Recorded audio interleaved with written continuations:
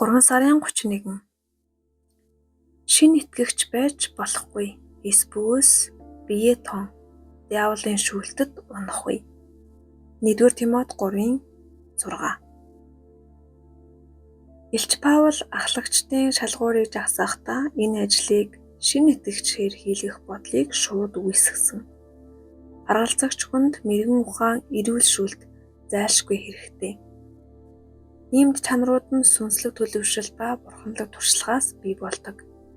Гэвч энэ зарчим хичнээн их зөрчигдөж байна вэ?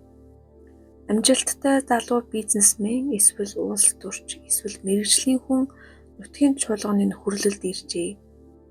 Бид түүнийг чуулганы ажилд даруй оролцуулахгүй бол өөр газар руу явчихж магад гэж бодсондоо түүнийг удирдлагын байр сууринд тавьчихдаг. Паул үйлчлэгчдийн талаар эхлээд тэд шалгагдаг гэж хэлснийг даадаг бол бид хичнээн зовлонгоос аврагдах болоо.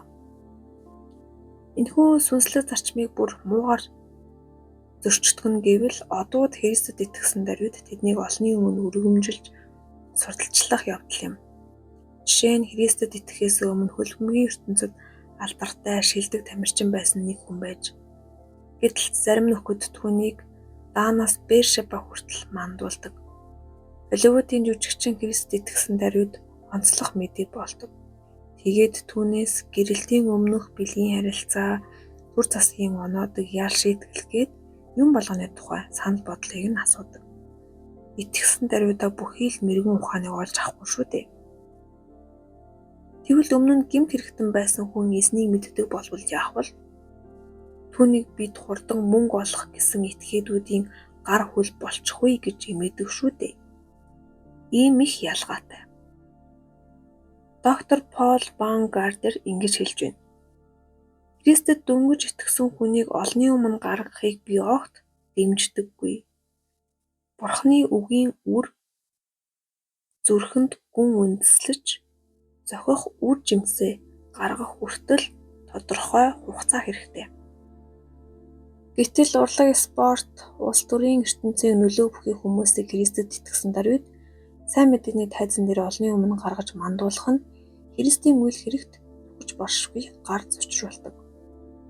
Энэ нэг харт тамхичин эсвэл улс төрч Христэд итгэлээ гэдгийг сонсохоор зарим итгэгчдийн шашныхан талаарх бахархал улам нэмэгддэг бололтой.